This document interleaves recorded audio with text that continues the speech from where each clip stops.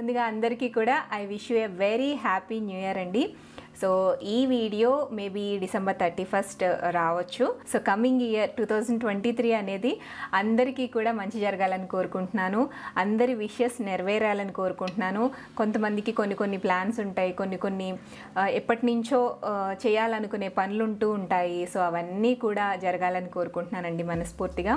And మన ఛానల్లో next coming 2023లో ఎన్నో మంచి beautiful and tasty yummy recipes అన్నీ కూడా చేయాలనుకుంటున్నాను.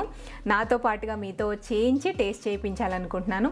సో హోప్ 2023 అందరికీ కూడా మంచి సంవత్సరం కావాలని అందరం కోరుకుందాం.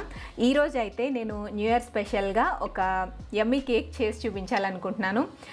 కేక్స్ చాలా రకాలు మనం చేసుకున్నాం కదా, అయితే ఈరోజు నేను చూపించిపోయే కేక్ వచ్చేసి కొంచెం స్పెషల్ అండ్ డిఫరెంట్ కేక్ అనమాట. మనం రెగ్యులర్గా చేసుకునే మైదా కేకో క్రీమ్ కేకో ఇట్లా ఏం కాకుండా ఫ్రూట్ కేక్ చేస్తున్నాను అనమాట. సో డిఫరెంట్ ఫ్రూట్స్తో తయారు చేసుకునే గ్లాస్ కేక్ అనమాట. ఎవరైనా హ్యాపీగా చేసుకోవచ్చండి.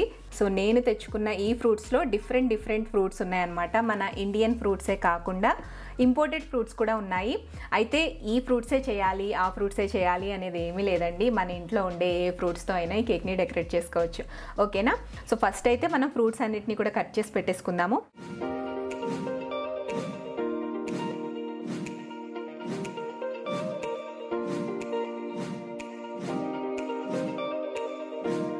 నేను చూపించే ఫ్రూట్సే కాదు, ఏ ఫ్రూట్స్ అయినా మీరు యూస్ చేసుకోవచ్చు. ఇంట్లో యూస్ చేసే ఫ్రూట్స్ని మనం గ్లాస్ కేక్ కింద తయారు చేసుకోవచ్చు.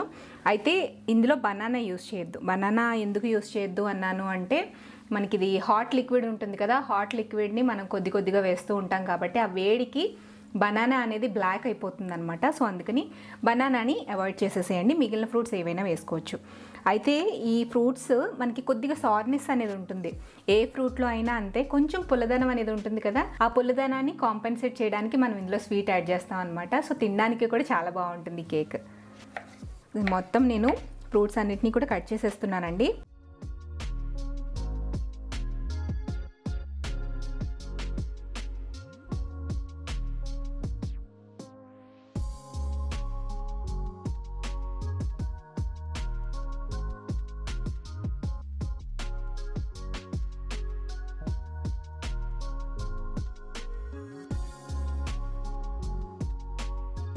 ఇవి వచ్చేసి బ్లూబెర్రీస్ అండి.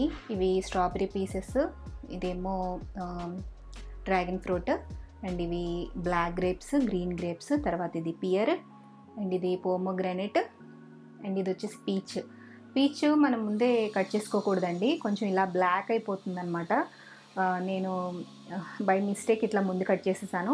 ఇది వచ్చేసి పీచ్, అండ్ ఇది వచ్చేసి కివీ అనమాట. కివీ ఫ్రూట్ని కూడా కట్ చేసుకున్నాను. ఈ కివీ ఫ్రూట్ కానివ్వండి, స్ట్రాబెరీ ఫ్రూట్ కానివ్వండి, ఇవి కొంచెం బ్యూటిఫుల్ లుక్ని ఇస్తాయన్నమాట కేక్కి.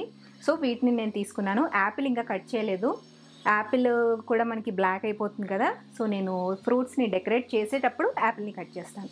నెక్స్ట్ మనకి ఈ రెసిపీ కోసం కావాల్సింది మెయిన్గా చైనా గ్రాస్ అండి.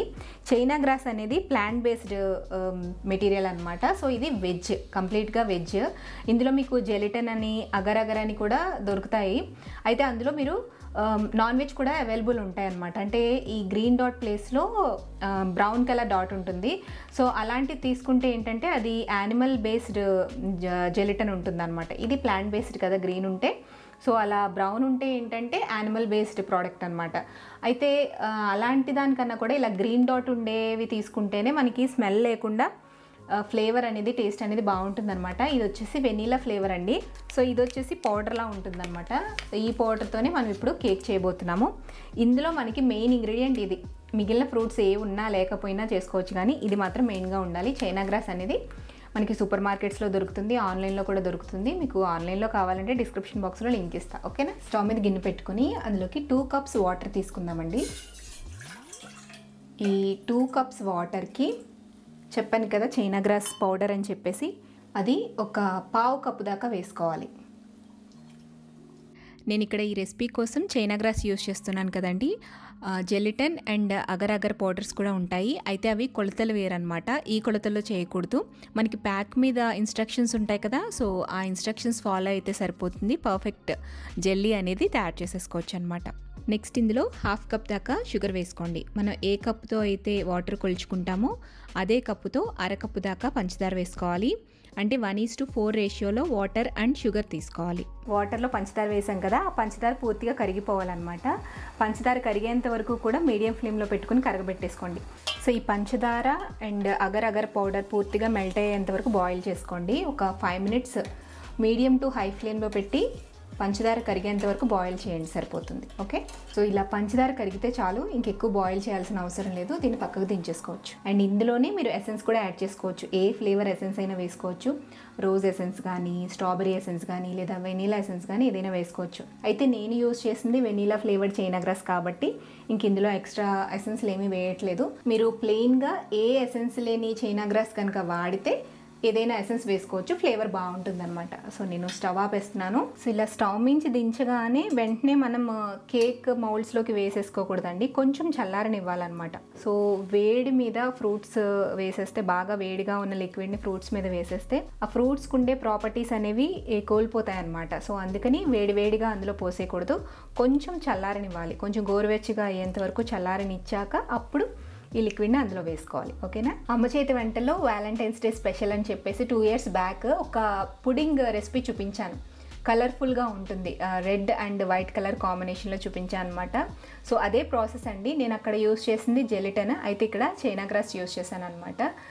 సో సేమ్ ప్రాసెస్, కాకపోతే ఇందులో మనం ఫ్రూట్స్ యూస్ చేస్తున్నాము, అందులో మనం మిల్క్ అండ్ కలర్ యూస్ చేస్తూ చేసామన్నమాట. సో అది కూడా టేస్ట్ బాగుంటుంది. ఆ పుడింగ్ ఒకవేళ మీరు చూడకపోయి ఉంటే ఆ లింక్ కూడా డిస్క్రిప్షన్ బాక్స్లో ఇస్తాను.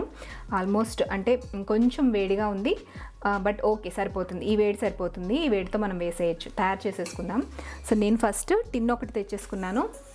కేక్ టిన్ తీసుకున్నాను అనమాట. చెప్పాను కదా వెడల్పుగా ఉండేది తీసుకోవాలి, లోతు తక్కువగా ఉండేది తీసుకుంటే ఈజీగా డిమోల్డ్ అవుతుంది. మీరు ఏ టిన్లో చేసుకున్నప్పటికీ కూడా గ్లాస్ కానీ స్టీల్ కానీ ఇలా అల్యూమినియం కానీ ఏది తీసుకున్నా కూడా కొంచెం వాష్ చేసుకుని ఆ తర్వాత డెకరేషన్ పార్ట్ స్టార్ట్ చేయండి. అలా చేస్తే ఏంటంటే ఈజీగా డిమోల్డ్ అవుతుంది అనమాట. వాటర్ వేయకపోతే స్టిక్ అయిపోతుంది అడుగున బేస్కి. సో అందుకు గిన్నెని వాష్ చేసుకున్న తర్వాతే డెకరేషన్ పార్ట్ని స్టార్ట్ చేయండి.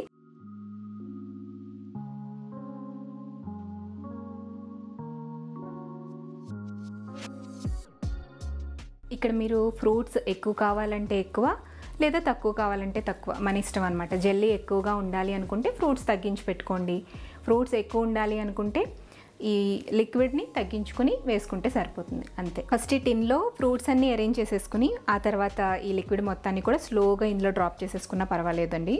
ఇలా లేయర్స్ బై లేయర్స్ వేయాల్సిన అవసరమేం లేదు. స్లోగా వేయండి, ఒకేసారి బాగా ప్రెషర్తో కాకుండా స్లోగా వేయండి.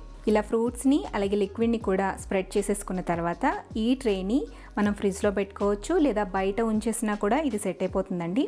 బయట ఉంచితే సెట్ అవ్వడానికి కొంచెం టైం తీసుకుంటుంది అనమాట, 6 to 8 hours దాకా. అంటే ఇది కూల్ అయ్యి సెట్ అవ్వడానికి 6 to 8 hours దాకా టైం తీసుకుంటుంది. అదే ఫ్రిడ్జ్లో అయితే 2 to 3 hours ఇది సెట్ అయిపోతుంది. కంప్లీట్గా కూల్ అయిపోతే చాలండి, ఈ జెల్లీ సెట్ అవ్వడానికి పెద్ద టైం ఎక్కువ తీసుకోదన్నమాట. ఇది నిదానంగా కూల్ అయితే కేక్ పర్ఫెక్ట్గా వస్తుందండి. సో నేను ఫ్రీజర్లో ఒక 2 hours పెట్టేశాను. ఓకే పర్వాలేదు, బాగానే వచ్చింది. సో దీన్ని లూజ్ చేసుకోవాలన్నమాట కేక్ టిన్ని. అంటే చుట్టూ మనకి కొంచెం స్టిక్ అయి ఉంటుంది కదా, స్టిక్ ఆన్ అయి ఉంటుంది కాబట్టి జస్ట్ లూజ్ చేసుకోవాలి.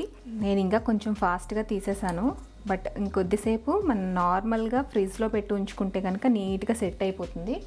సో మనకి వచ్చేసిందిలేండి.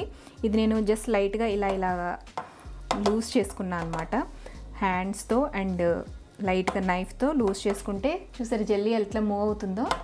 సో మనకి ఇది అన్మోల్డ్ అయిపోతుంది. నేను దీనిపైన ప్లేట్ బోర్లించి చూపిస్తాను.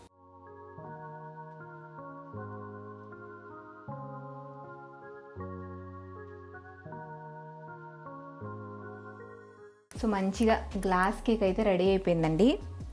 చూడండి జెల్లీ జెల్లీ ఎలా ఫామ్ అయిందో, నేను కట్ చేసి చూపిస్తాను.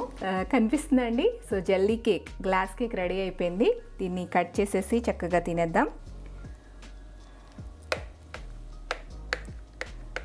జారిపోతుంది. ఫ్రూట్స్తో ఈ జెల్లీని మిక్స్ చేసుకుని తింటుంటే చాలా బాగుందన్నమాట. ఇది న్యూ ఇయర్ కేక్ అని కాదు, బట్ డిజర్ట్లా చాలా బాగుంటుందండి. ఫ్రూట్స్ విత్ జెల్లీ కదా. డిసెంబర్ 31st నైట్కి డిన్నర్లో మనం స్పెషల్స్ చేసుకుంటూ ఉంటాం కదా. సో అన్నిటితో పాటుగా ఈ ఫ్రూట్ డిజర్ట్ని కూడా చక్కగా ట్రై చేయండి. చాలా బాగుంటుంది. ఫ్రూట్స్తో పాటు జెల్లీ కాబట్టి టేస్ట్ చాలా బాగుంటుందండి. పిల్లలైనా పెద్దవాళ్ళైనా చక్కగా ఎంజాయ్ చేస్తారు మనకి నచ్చిన ఫ్రూట్స్ని ఇందులో సర్వ్ చేసుకుంటే. సో ఈ గ్లాస్ కేక్ రెసిపీ మీకు ఎలా అనిపించింది అనేది నాతో కింద కామెంట్ సెక్షన్లో షేర్ చేసుకోండి. వీడియో నచ్చితే తప్పకుండా లైక్ చేయండి. మళ్ళీ నెక్స్ట్ వీక్ కలుద్దాం. అంతవరకు కీప్ వాచింగ్ మనలో అనమాట.